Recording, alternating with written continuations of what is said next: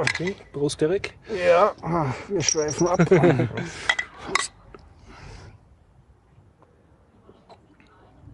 Und willkommen beim Biertaucherpodcast? Ja, super, Derek. Very fine.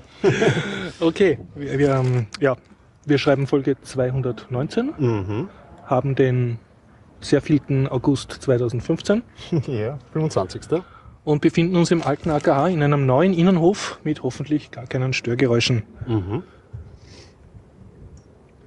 Ja, das Ganze findet statt mit freundlicher Unterstützung von wukonic.com. Ah ja, der Internetagentur aus Österreich, vom Jörg. Vielen Dank an dieser Stelle. Und ganz vielen Dank an unsere lieben Flatterer, Ajuvo und Bernd Schlapsi.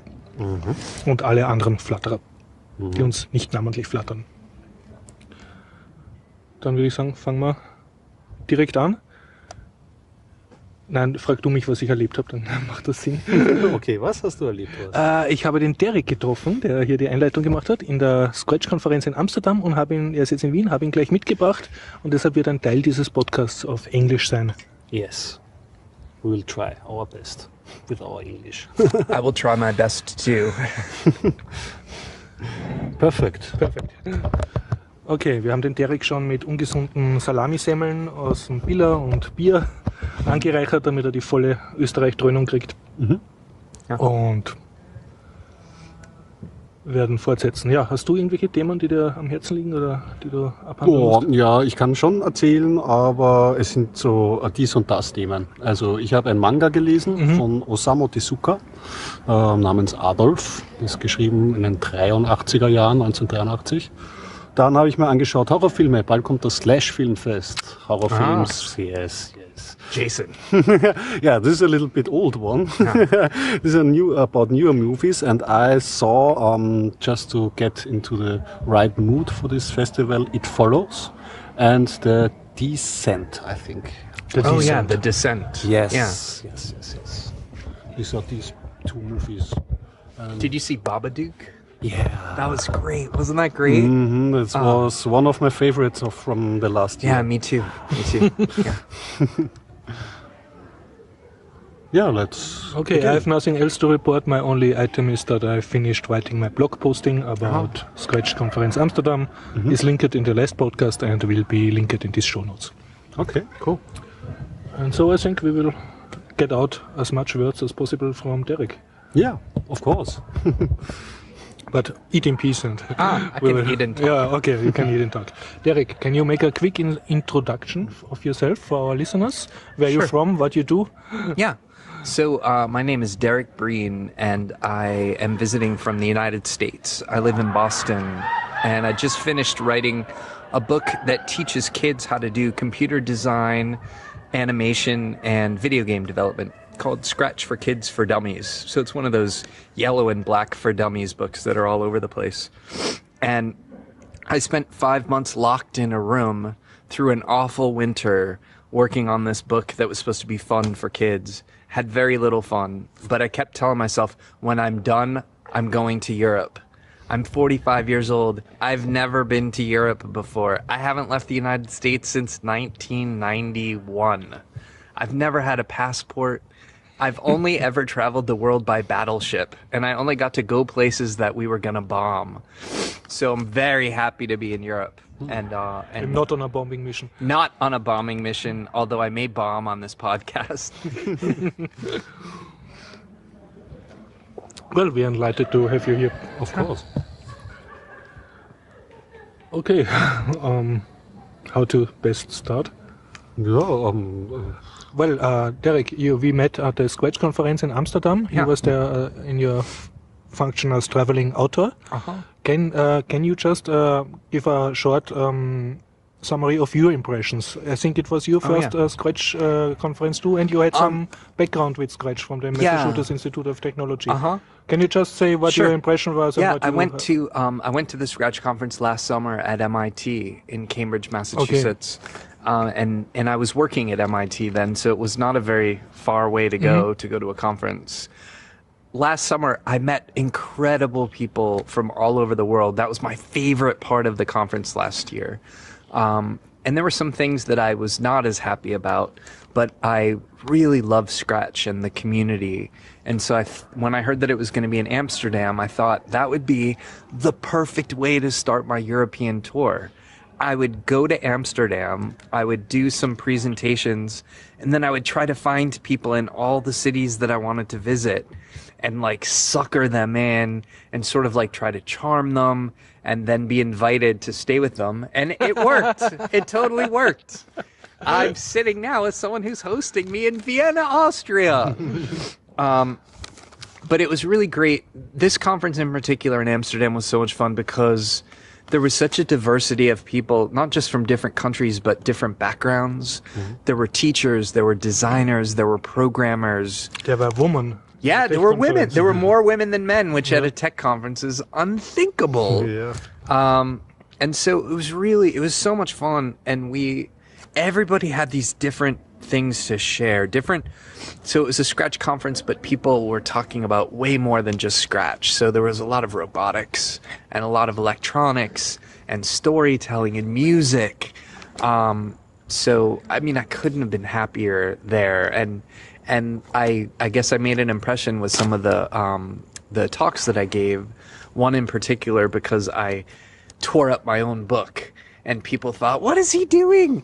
But I wanted to share my work with people any way that I could. And I was really inspired by the people, particularly the Dutch, who are so passionate about open source.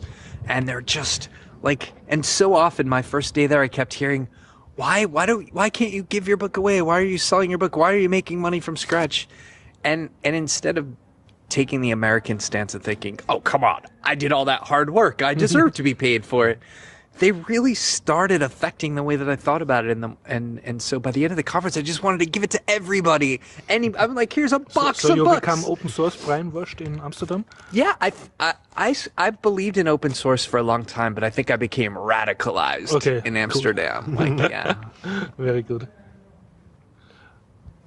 Yeah, what was your impression of the talks you have seen and of the audience that you gave talk to? So what was the feedback useful for you? Yeah, definitely. My biggest disappointment at the conference is that I didn't get to go to more presentations and more workshops because I gave 4, I think, and then there was a 5th one that I was kind of helping out with.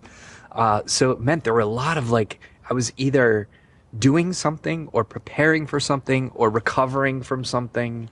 But I did get to some great workshops. There was one workshop on different input devices for computers, and I worked with a group with a Leap motion controller. It's like it's like half the size of a pack of cigarettes, and it works sort of like Microsoft Kinect, so that you can do it detects where your fingers are in relation to it, and also the angle of your hand. And so we designed a virtual cello that was playing the music in Scratch, and we could kind of finger with one hand and then sort of bow with the other. We didn't get the bow working, but we got the fingering working. So air cello to work, actually. Yeah. And we did it in an hour because Scratch is so easy to program. And it was great because the software didn't work on my computer. Someone else didn't know how to program. And so all these people just kind of came together and did what they could and very quickly created something. And the conference felt so... One of the things that I think worked much better here than in Massachusetts in these states is there was room for spontaneous stuff. So there were these teach meets at night at the Waag, in this old tower where they used to torture people. But we were sharing these just little talks or just showing what we had done that day, and people were drinking beer and stuffing their faces with good food. But those sorts of things made the conference feel so much bigger. So many people could participate. And so I was so inspired by that I'm going to DojoCon, the Coder-Dojo Con in Ireland next month. And I'm not on the program. I'm just going to go to a bunch of stuff and sign up for some open slots and just see if people want to mess around with Scratch but I don't want to be the author of this book. I just want to go and kind of play. And that's a whole world that I haven't worked in Coder-Dojo before. So I'm really excited about this idea that dojos are spreading all over the world. And getting excited about Codeweek, European Codeweek, that'll be next month in October. I mean, and the ways that the Coder-Dojos are coordinating, like it's so cool what kids get to do now. Like it's awesome. We've also seen in one meeting at the conference, there was a film about Belgium, and Belgium somehow managed to get every school kid of a certain age group into the capital, into a giant soccer stadium, and get them like a big tech day with workshops in Scratch and workshops in robotics. So they really made a national-wide effort to get kids into coding. This was impressive, and they try to reproduce that in other countries like Netherlands. Yeah, and there was a lot of momentum. Yeah, and a lot of stuff with RaspberryPi, in part because the Pi has Scratch as part of its distribution. Okay. It's shipped with the distro Raspbian. And one of my favorite, I love the Ignite talks, where you would go and sit and people had 5 minutes to do these little talks. I did one, but there were a few that moved me to tears. Like Linda Liukas, her keynote address. Did you see Linda Liukas? Hello, Ruby. So this woman from Helsinki wrote a children's book called Hello Ruby that teaches little kids, and particularly little girls, about coding in the real world. And she developed all these projects that are like arts and crafts, but she with made computers. a children book with graphics for children. Like she designed her own characters. And she got the money to print and distribute it through Kickstarter. So she did a Kickstarter campaign. It was so successful. I can't remember exactly, but she said her book is something like 60% of the publishing market for all of Finland. Like, from this one children's book. Is she really Finland? I'm sorry. I have the impression she is Dutch. I'm sorry. I think she's Dutch, but she lives in Helsinki. Okay. But she, imagine a non-professional author who was not an author before, have an idea to write a children book about programming as a very geeky Randthema, and get kickstarted and get funded and hugely successful. Yeah, she was a very inspiring personality. So her talk, she was very jumpy and likable. So very excited that all this happened to her. So she gave a good mood to the audience. And you can see her video on Kickstarter. It's a beautifully produced little video, and also her keynote. All the keynotes are available on the Scratch homepage, Amsterdam website. I think it's Scratch 2015 AMS. It's linked in my blog, who's linked in the show notes. Yeah, that one was really special. And there was Frank, is it Sabaté? What's Frank's last name? He was one of the Dutch organizers of the conference, and he hosted the Ignite talks. But then in the session where I presented, he did the last talk. And his talk was about how he brought grandmothers into these coding classes, into these technology classes. Kids had these robots and they wanted to personalize them with fabric and sewing. So they had all the grandmothers come in and sew the costumes for the robots, and it bridged the generations. It was so inspiring, like, just great. Like, yeah, to be moved at a technology conference, like not just to your feet cheering, but like, like it was so good. It really was very rich in the connection you could make with other persons from diverse of backgrounds, teachers, educators, librarians, hackers. So it was for me one of the richest conferences, tech conferences in this area of meeting interesting people, like a chaos communication camp. Yeah, so that you really you came back and richer with more friends than you have gone in. Yeah, it wasn't about exchanging business cards. It was about really telling your story and who you were. Like, we met on the train, right? No, on the train station. I was following you because I did not know where the conference was. When we got to the science park, and so we both had the Scratch bags. So everyone was walking around Amsterdam with these bags with this cartoon cat with wooden shoes. So we could spot each other really easily. And it was great. You just knew, like, we were sort of family because we had this brand, like this Scratch cat. And then we ended the conference all singing together. You was in the church at the sing song? Yeah. I think it's in YouTube, but it is. It's also in there's the Scratch video update video. They do this every few weeks. It's a video thing. Okay. Rick Rose and Eric, who were at the conference, and they were two of the last people to speak. They were in that panel on the last day with the young people. Oh, and that was so great. So one of the last panel was the future of Scratch. And so they had two people from MIT who manage the Scratch community. One is a PhD student at MIT, and the other one, I think, is a full-time employee for Scratch. But then they had three young people. I think the oldest one was like a freshman in college, and they're from 3 different countries. And they were talking about how Scratch changed their life, like kind of brought them into adulthood, and they met all these people through doing. One woman like co-edits the I think she was from Italy too, the Italian Scratch wiki, and someone else is involved with welcoming new people into Scratch and getting them started. And so you can find your role in a technical community even without being a tech person or a coder. There's room for participation for everyone who want to get involved. And that's part of what I love about Scratch, is because it's online and people can remix and share and learn from each other. It's become it's like Wikipedia. It's actually, I think it's better than Wikipedia because little kids can go online and you're not being censored. You create your thing, and then if someone wants to use something, they click remix and you automatically have a credit. It's such an elegant little solution to it. Like, it's cool. You know Scratch personally? A little bit, no, only through you. What you told me about Scratch is this visual programming language, and they have in the 2.0 version, who works online with browser, they have inbuilt a GitHub-like system where you can fork and share your projects. So from all thousands of projects worldwide, you can click on each one, see inside, you can like it and give it stars. And with one button, this project is yours to fork and modify and reshare and comment. You have an overview about what projects are there. Yeah, and so you are it's like an inbuilt GitHub system for Scratch people. So you get really the kids also into the sharing culture of open source. Yeah. We have a new podcast guest who is a black dog. Yeah. And it's a bit creepy. But I think he wants my sandwich. Yeah, maybe you should eat or the it beer.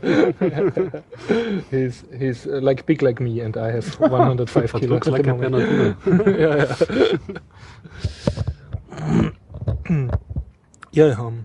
I also discovered today I had a nice Scratch moment. I was trying to get my blog posting linked from the Scratch wiki sites and so on. And then I discovered that another German guy wrote a nice summary about his experience at the Scratch conference, and I started to read it. And then I was thinking, wow, I have seen 5% of what he described. There was so much going on that I simply missed because I was talking with someone or being in another room. So I have to rewatch all these videos and make connections. After work. You have really worked after post-processing the conference and what was going on. It's so true. There were like 4 or 5 things happening at once a lot of the times. Like so much. And I'm so looking forward as more of the video appears. Yeah. I've been rewatching. I even rewatched some of the stuff that I was there because I was thinking about where I was going next, or what am I going to have for dinner in Amsterdam tonight, or what time does the red light district turn on the red lights? Except they were mostly blue. I don't know why that was. Maybe they look better in blue. I must also say that I always wonder what are all these people who manage to get Wi-Fi connection in a conference, because I never get Wi-Fi connection. What are they doing with their laptops when there is a talk? And now I learned mostly they do preparing their own speech or rearranging PowerPoint slides or something of the extremely utterless idiotic stuff that they could do in the toilet or somewhere else too. So I saw a lot of that too. Sometimes people are tweeting, and that's cool when it happens. But there's some of that, and I definitely was guilty of doing that at least once that I can think of. But your tweet get reblocked. yeah, that's true. Yeah. Oh, but I want to talk about Turtlestitch. Please do. So Andreas project mit programmable stitching machines with a snap, which is a fork of snap. And so one of the people that I met at the conference, also from Vienna, was this incredible woman, Andrea Mayr, Andrea Mayr, here in Vienna, and I had never heard of the software that she developed until I saw the program. I saw the program on the web because I was always checking to see if I was in it and whether they got it right and when I was going to be on and who I was going up against. With program, you mean the schedule of the talk? Yeah, exactly, the schedule. And so I saw they had these 2 master classes. So the day before the conference, if you got there a day early, you could do a full day or like 4 hours or something on one thing. In Waag Society, in this medieval fortress. Which was so cool. Perfect party location. And I couldn't, my plane arrived too late to go to any of those, but one of the master classes was by a friend of mine, Eric Rosenbaum. He's an extremely cool guy. He made this 3D beetle turtle, so we have 3-dimensional turtles. Yeah, super cool. And so it works just like Scratch, but you could do 3D. And in his course, he also had 3D printers. So people could design these 3D objects and then print them and take them with them, which is so cool. And he also designs music apps. These sort of, do you know the word synesthesia or synesthetic? The mixing of the senses? Maybe it's something different in German.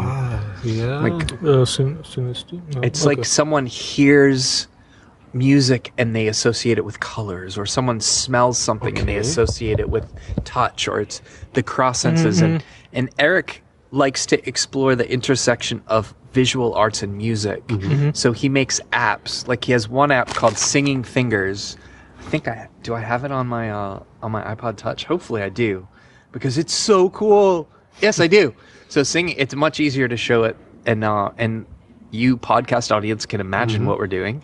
I'm holding up my little iPod Touch, and so what I'll do is each of you needs to do some kind of sound while I paint. So just do some kind of sound. And then whoa, and I'll do ooh.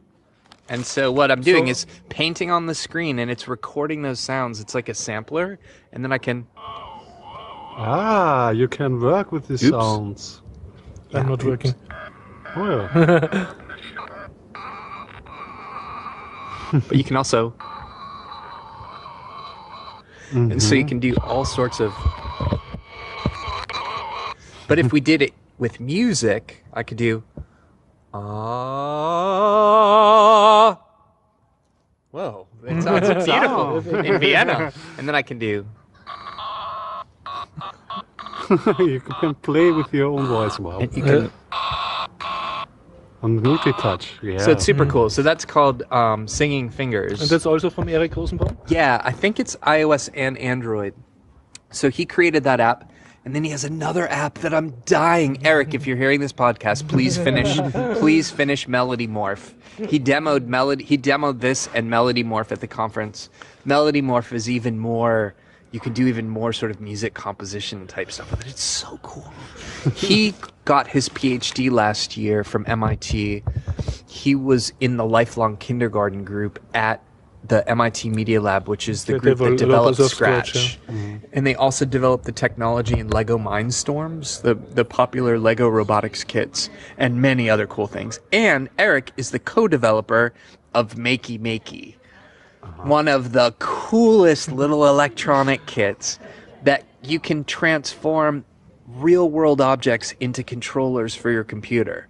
So, like, you could make a Pac-Man game controller out of 4 slices of pepperoni pizza for each direction. You could just do or you could play. You could make Mario platforms that you actually jump on to control your Mario game, or like so anything. It's basically a very simple gamepad controller with a steering wheel and 2 buttons, and then you have connecting pins. I think that you even less than that. Really, all it is it goes into your USB port, and the connection pins are for what controls it. It doesn't have any built-in controllers. You just you can map it to your arrow keys. So, like, they show a demo, and you can see Makey Makey was also a Kickstarter campaign.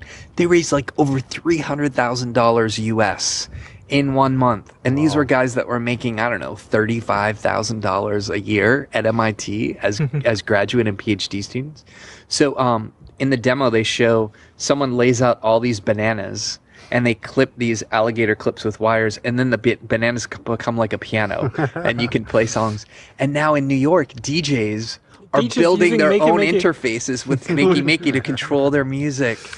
And there's a really heartwarming story about a father who has a child with developmental difficulties. And his father developed a computer keyboard for his son that would work using Makey Makey as the... It's like really cool. So that's Eric Rosenbaum. Yeah. He taught the Beetle Blocks workshop. And then the other workshop masterclass that was happening was called Turtlestitch or Stitchcode. Did you do both? Both. Yes. Two projects. And so I didn't know that that Horst, how do I say your name? Yeah, like it's okay. Horst. So I didn't know that Horst was part of that. When I met him, we didn't really talk about that. Well, I'm not really involved in Turtlestitch. I'm just a friend of Andrea and helped her doing a workshop in a school using Turtlestitch. Yeah, but I'm not a developer of it. And was it the masterclass that you were helping out in on that first day? I was at the Breen conference. I got invited to the Amsterdam conference because of Andrea Mayr. She told me I should go there. And yes, I was making some pictures and photographs, but I was really slacking. I was more doing podcasts and so she made such an impression on me before I even got to the conference, because I saw this little demo video of Turtlestitch. And so Turtlestitch takes Scratch. I mean, with Scratch you can make animation, you can make music. Yeah, and so it uses the same blocks. So Snap is like Scratch. You use blocks to do basic programming. But Andrea's idea that is so cool is she thought, well, if you could use blocks to program designs and then communicate with an embroidery machine, you could sew your graphics onto clothing, onto fabric and stuff. And it's so cool. I didn't get to go to the master class, so I had to get Andrea to invite me to Vienna. So you managed. And I didn't know I was going to be able to do it, but fortunately she was at one of my talks. And then what really worked well is she won my book in a drawing on the last night before we all left Amsterdam. And so that meant I definitely had her then. I was like, you won my book. You've got to let me come. And I already had a host in Vienna, but I really wanted to play with her embroidery machine. I really wanted to stitch some stuff. And so I was just with her all day yesterday, and it was so incredible. Two different things. Turtlestitch lets you program these really complex patterns with very simple code. And so spent like 10 minutes dragging some code blocks and then printed out this beautiful, cool pattern with different threads on fabric. And then Stitchcode lets you draw directly into the computer like Photoshop or something, or like GIMP or Inkscape. And then it'll print exactly what you just drew in thread. It'll stitch it directly in. And so I did my little Scratch robot. I was able to trace it. And I couldn't be more excited. I'm so excited about Turtlestitch. I'm coming back to Vienna in October, and I'm going to do some work with Andrea, a little bit of work on promotion, and also we're going to do some workshops as part of Codeweek. So we're going to do some workshops here, and then I'm going to go to Rome and do some workshops in Rome. So I'm really excited. So for you, the whole concept of meeting people and going around Europe was working. Yeah, at the Scratch conference. I mean, my main goal was to get on a podcast in Vienna. Look what I did. But I purpose of life fulfilled. I mean, bucket list. It's so great. I've never been to Europe before. I hadn't left the United States in all those years, and so I didn't want to just come and stay in hotels.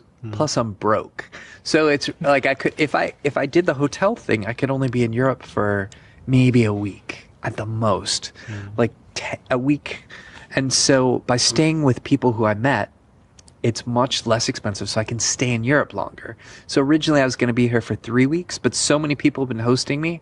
Now I'm staying for 6 weeks and going to more cities. And almost everywhere I go, I'm being hosted by people I met at the Scratch conference, which is so cool.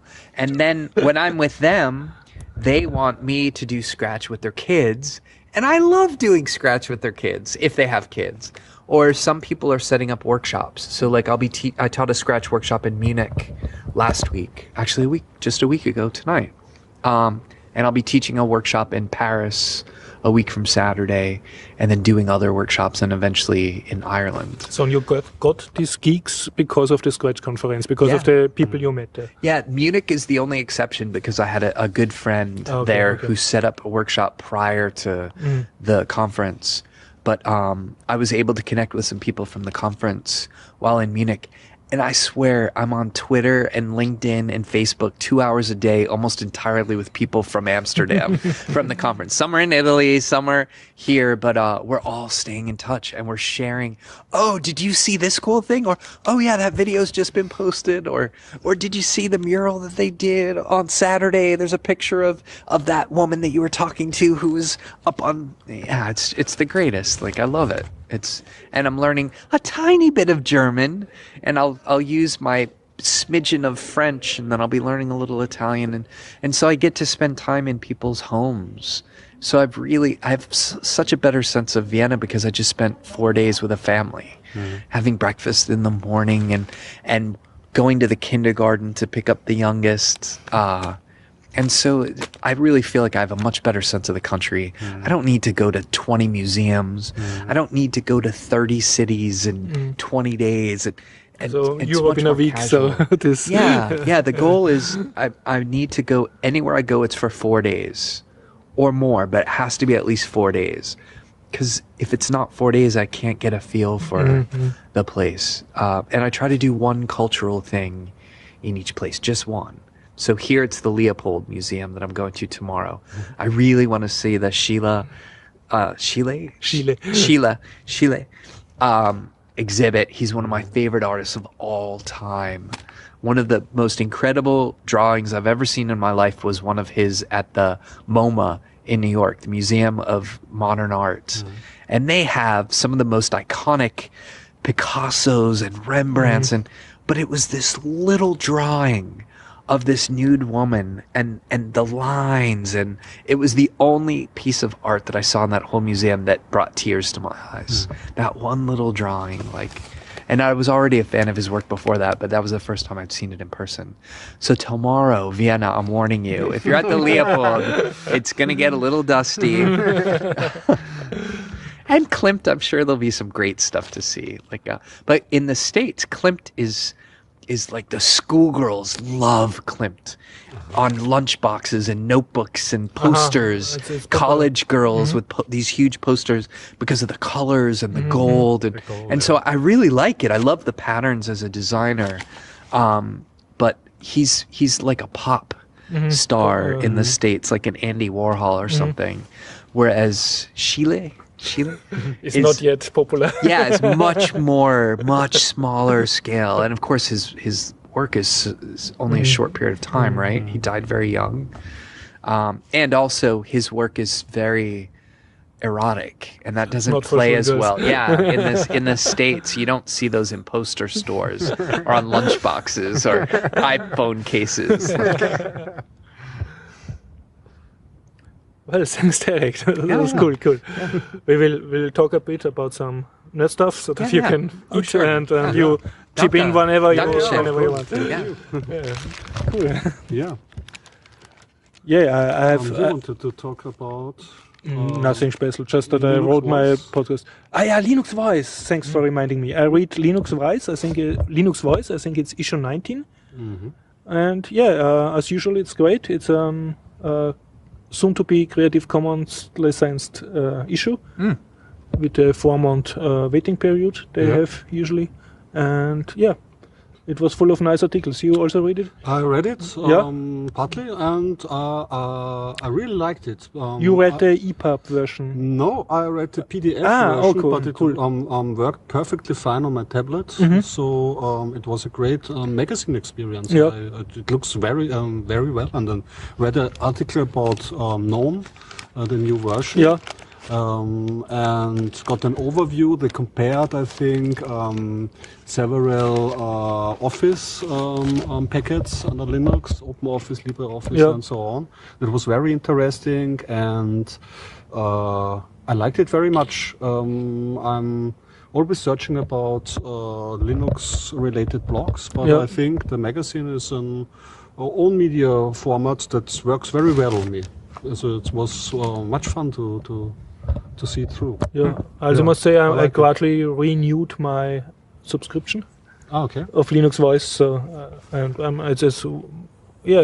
it's my only news magazine I subscribed. So where I pay for. Was an article about Python. Yeah, they have always Python stuff in it. And okay. So, and a fun fact is that they search writers actually who can write tutorials. Oh, okay. So you're thinking? Are you going to do one? I think You plan. I plan, yes. So let's talk in 1 year. Yeah. About plans. 1 year? Yeah. I wrote a whole book in 5 months. You can write an article this month. Before I return to Vienna. So I'm going to lay down the gauntlet. That's what we would say in the States. I challenge you to have an article by October 1st. Yeah. Good point. That better challenge than an ice bucket challenge. So take it. Become a famous tech author. It's win-win. Yeah, we will see. We will see. Oh. Yeah. Now, a part of that. Wikipedia at the moment is trying to get money. And I was willing to pay them, despite some cautious I have, and I was trying to pay with my Bitcoin app, Mycelium, and it did not work. And then I wrote Johnny from the podcast, the Mycelium expert, and I wrote the text, also the donation support at Wikipedia, who instantly wrote back and said yes, they will forward the problem to the Bitcoin payment trader they use. But I can only report that with my Mycelium app it was not possible to donate at Wikipedia, so they got nothing. I saw they have a big banner at these times, Wikipedia, to remind you to they have so in pop up paid 2 times with a banner action where the Jimmy Wales was looking at you. Jimmy Wales. Now it's that's my only thing I can really report. Yeah. Not much else. I teach a Scratch workshop at the moment for children. Okay. In a company, so the younger children. In a company. Yeah. I'm insourced. Insourced. And normally I make Python workshops for children, but this time they're younger children, so I use Scratch and they're happy and it's very relaxed. I can maybe at next week report what the final projects were. Okay. At the moment, it will be one zombie shooting game, and I think the younger kids want to remake Mario, this jump and run. But yes, and I must say, some kids are incredibly good with graphics, especially vector graphic programs, because that's not everyone's forte.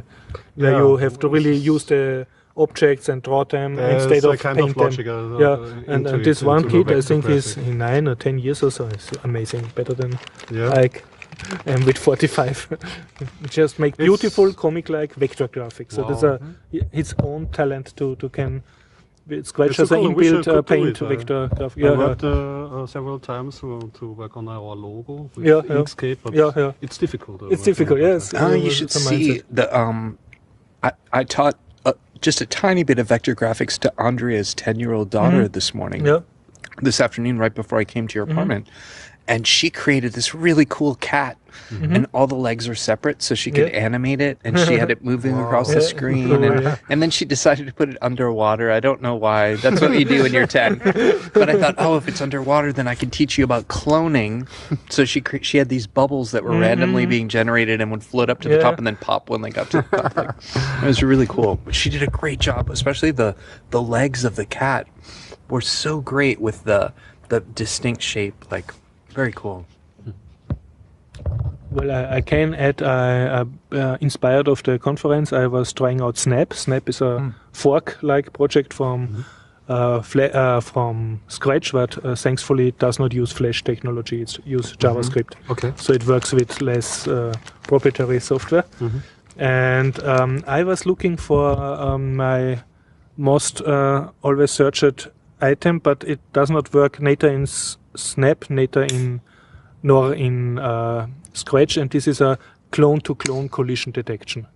So if you make clones of little sprites like bullets out of a machine gun, then the clones have a collision detection inbuilt to if they touch another sprite, like the player. Which is important for game programming. Yeah, but if you have a clone of a player object, like let's say zombies, you have a lot of zombies, and you make one zombie and clone them 50 times, and then you want to shoot these zombie clones with the clones of your machine gun bullet, which is also a clone, you have no clone-to-clone detection. So one of these objects must be a real sprite and not a clone. It's a bit technical. And there are solutions how to solve that in Scratch, but they are very cumbersome. Also very... Yeah, there's no easy way to do it. Yeah. And I think if there are so many clones of Scratch, and on the conference I was feeling everyone is writing his own Scratch clone with all this visual programming logic. Please, guys, make a clone-to-clone collision detection. I really need that for my games.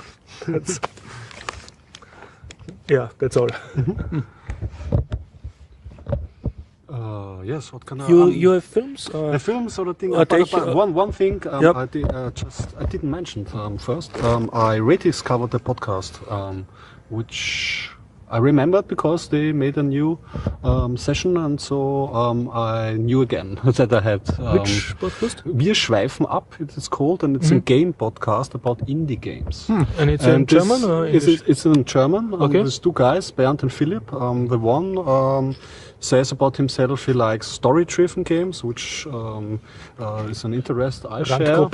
Yeah, and he's a musician, so she has always a very good perspective on the sound design of a game.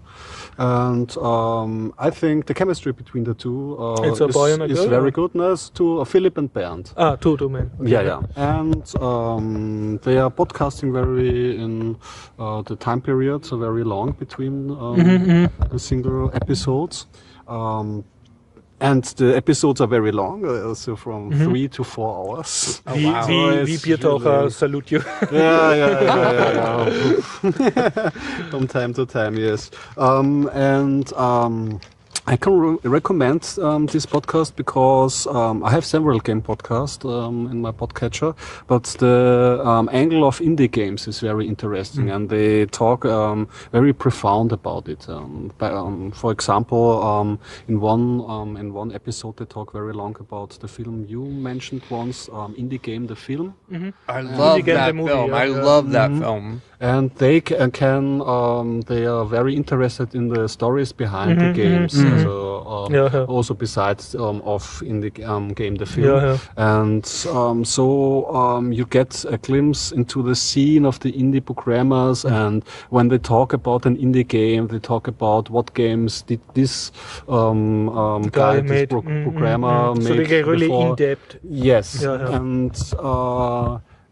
Because of the indie scene has so many genres they covered, it's very interesting for me, and I'm listening to this, and it doesn't happen often to me, but I listen it from episode 1 to so you listen the old podcasts. Yes, the highest old stories, highest and I try to keep up and to bookmark on Steam indie games that are interesting for me. Yeah. So wow, that sounds like you really found an interesting podcast. Yes, I can really recommend this podcast. I like it very much. Yeah. Well, you should come to Boston next month because the Festival of Independent Games is at MIT. Okay. It's usually September. And this is regularly once a year.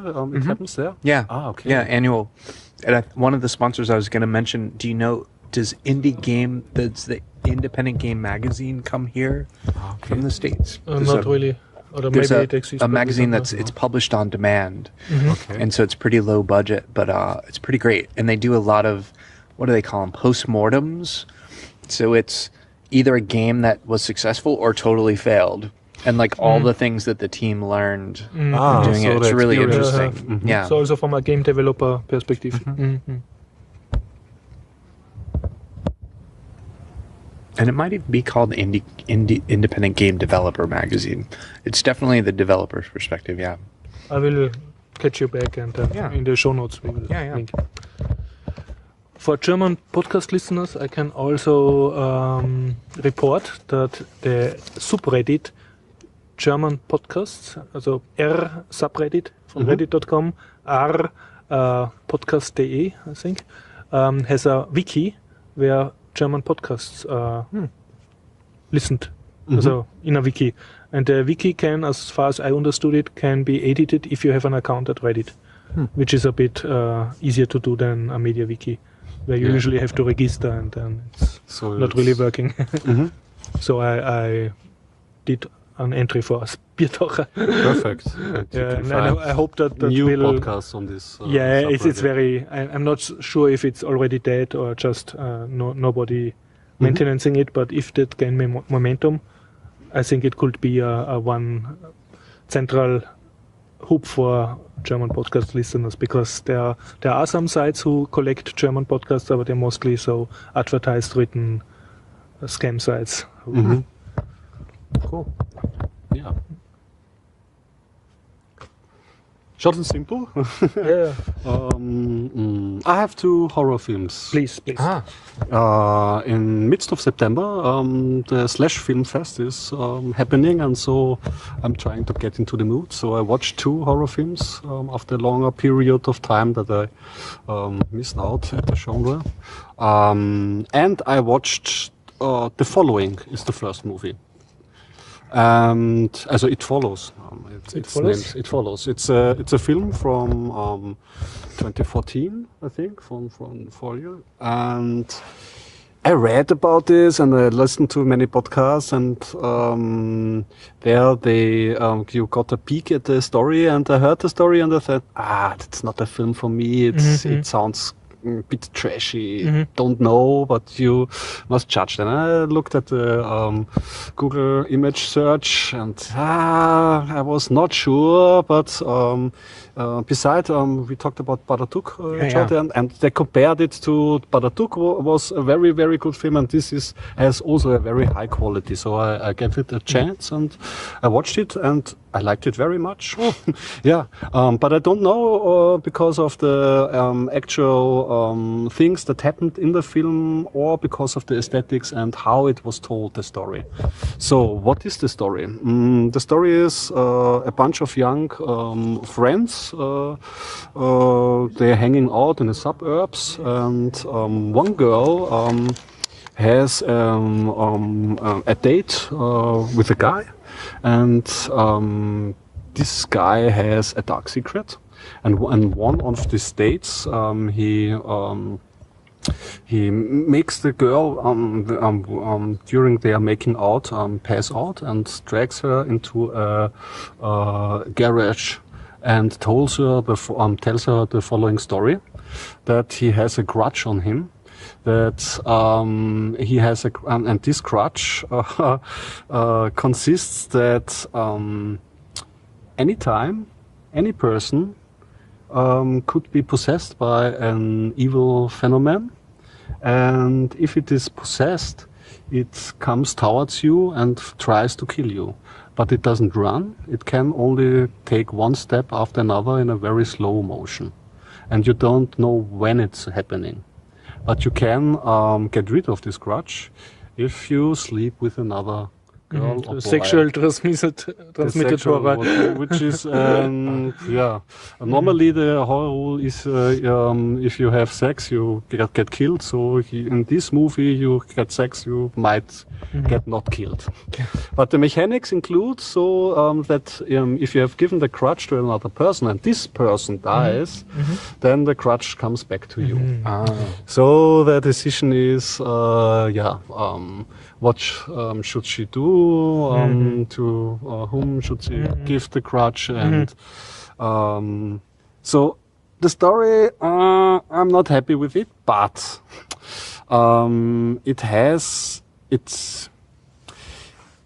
you can't tell in which time it really plays. It's kind of Timeless. 80s, but it's time of 80s. But it's an alternate reality, I would just say, because there are cell phones. Cell phones are normally they're poison for horror films because you're always connected. But in this version of this reality, only one girl has a smartphone, and even this smartphone doesn't look like our smartphones. It's like a shell, a seashell. A seashell, yeah.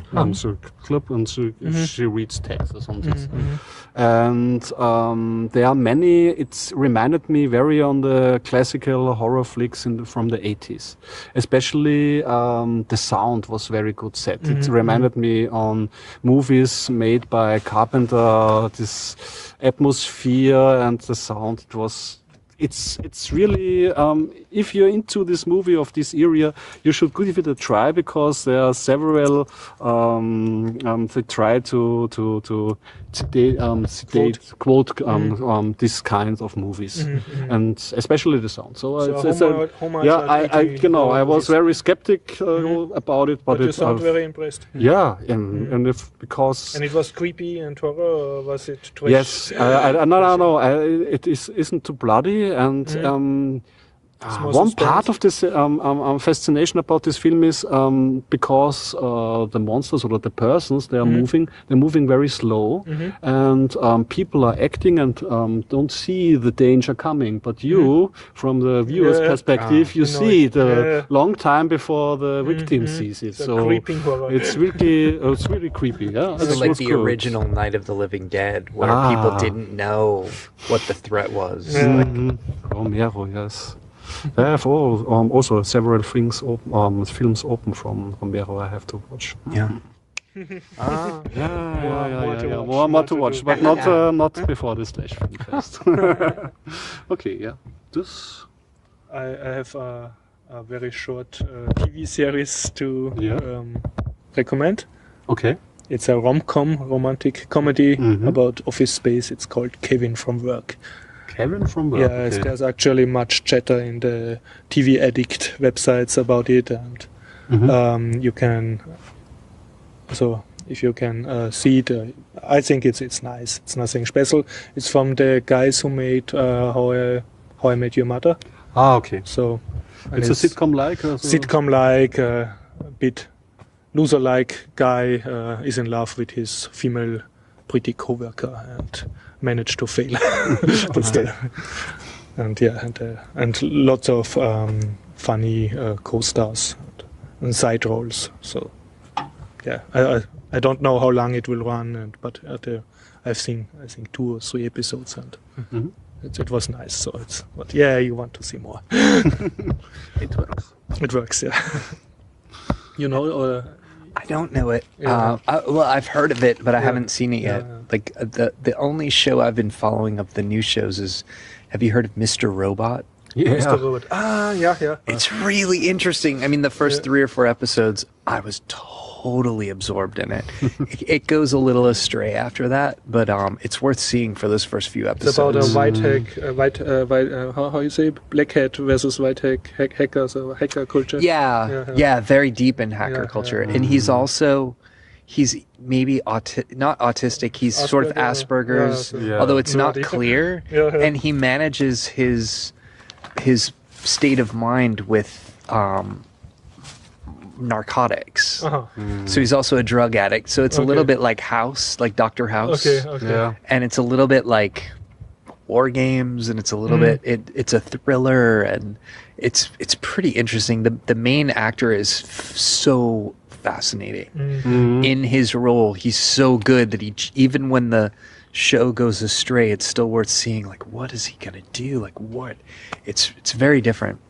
I've really been enjoying it. I haven't seen it since I've been in Europe because I've had other things to look at. But I watched the first episode actually on Mr. Robot. On Mr. Robot, and what's your verdict? I found it very interesting. I liked very much that Christian Slater showed up in the show. I like this actor very much, and he was kind of authentic. Also they took some cliches, of course. So he always wearing a black hoodie and so on, of course.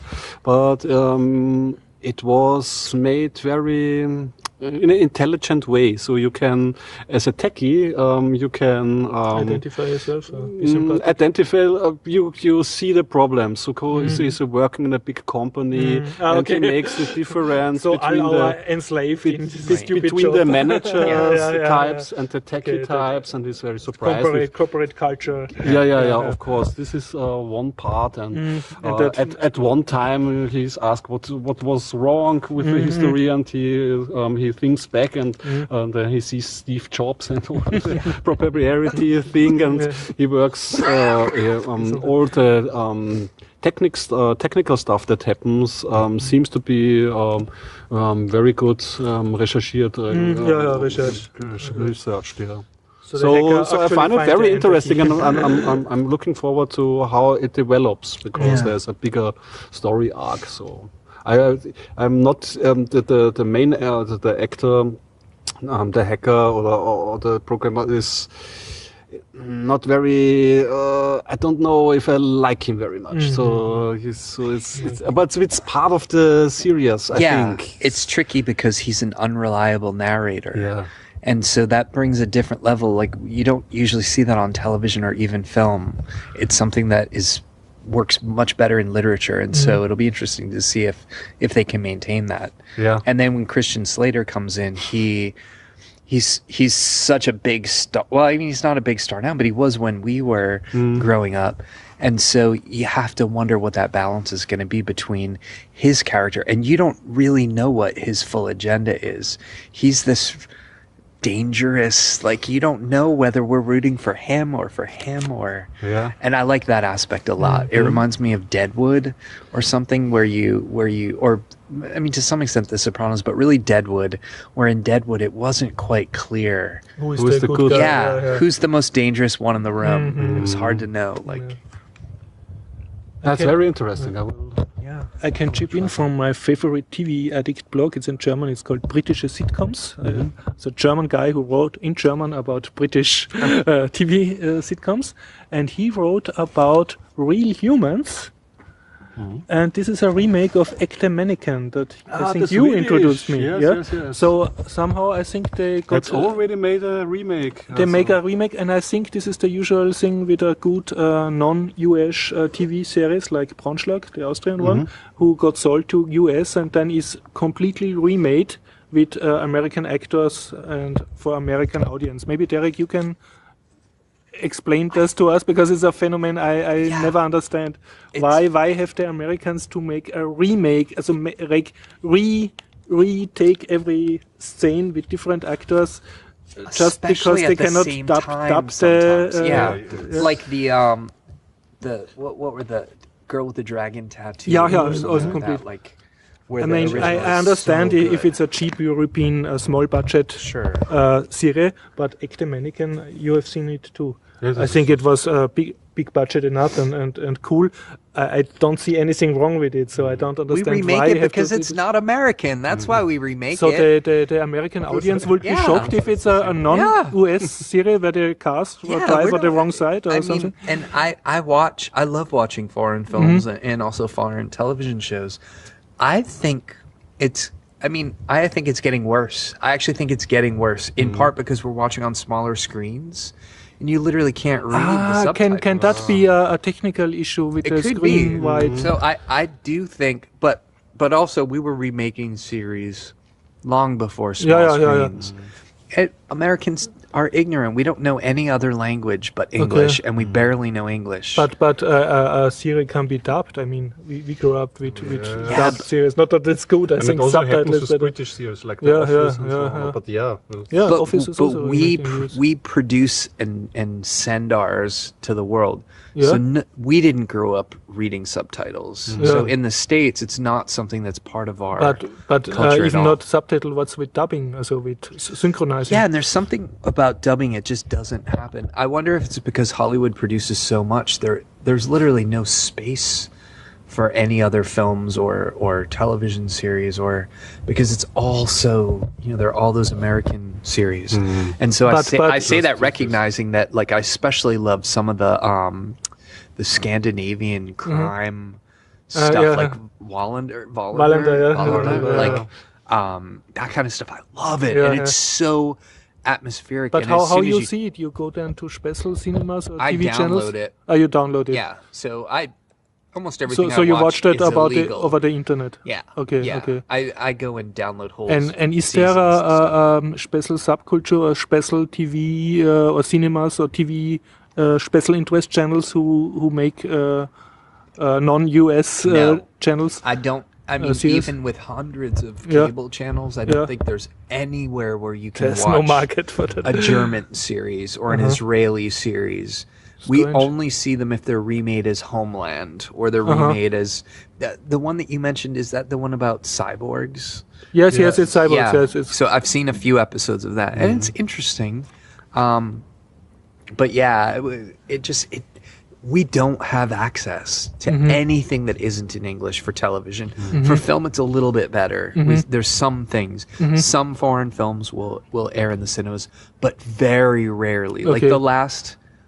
Like the only film I've seen in German in years in the theater was Pina, the Wim Wenders documentary, about which was the phenomenal. dancer. Choreographer Pina. And this was Bosch. then synchronized or? Dancer choreography, yeah.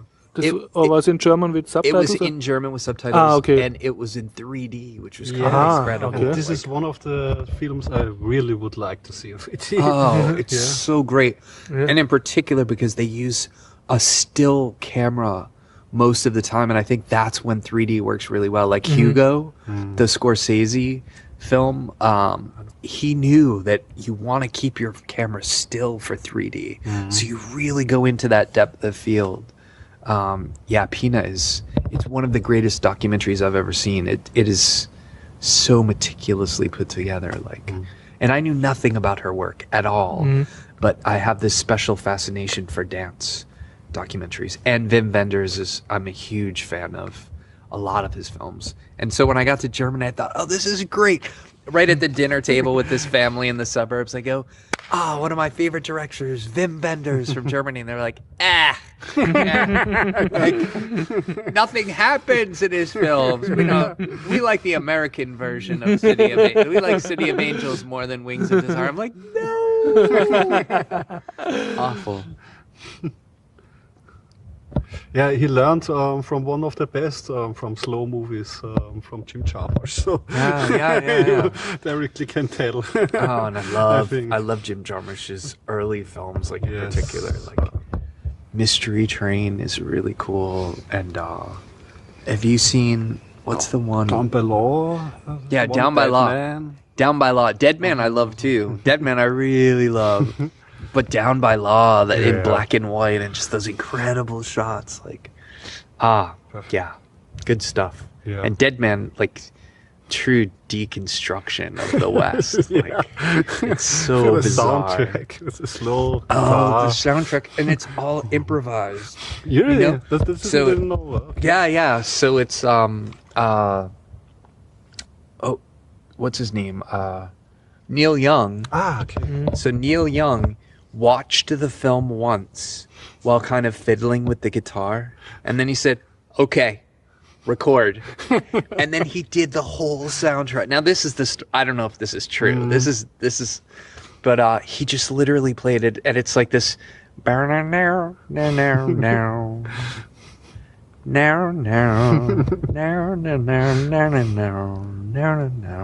it's just so it's like no Western soundtrack you've ever heard in your life. One guitar, it's so good. Perfect, yeah.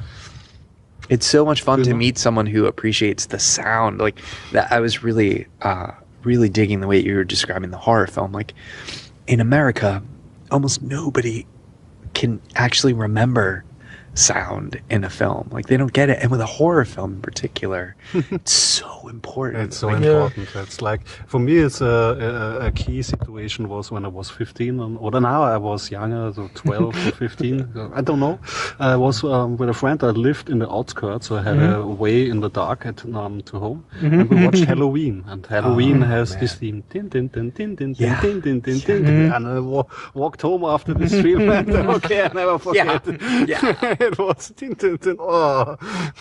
And the way they use silence too, where you're really just hearing like leaves or something. Like out here, sort of like anything could happen now where we are. And Brian De Palma, Blowout. He made a whole film about sound, like a whole thriller film with John Travolta, who plays a sound artist who hears something. He hears a gunshot, and it's a remake sort of Blowout, of Blow Up, the Antonioni film about the photographer. Yeah. Okay. No.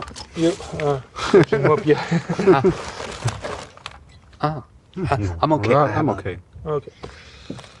So it doesn't. The beer doesn't go with Fisherman's Friend. That's what I learned. Okay. I would talk with Derek more about his very interesting life. Yeah. But I think maybe not now. We could do another episode. I'll be back. You maybe back in Vienna. I'll be back in October. Okay. Yeah, I'd love to do it again. But thanks for my pleasure. guest Thank here. you. Yes, This is really fun. This was our first real English podcast. yes. Okay. Good practice. Good I'm here for the first one. Yeah. Great. We will now. Wunderbar. Wunderbar. Okay. Well, next week. Yeah. Next week. Same If time. you want to join us, wherever you come from, find us in Innenhof 2, Altes AKH, Tuesday, 7:30 p.m. Yeah. Then it was much fun. Bye. And thanks. Dankeschön. Super. Good Nacht. Well,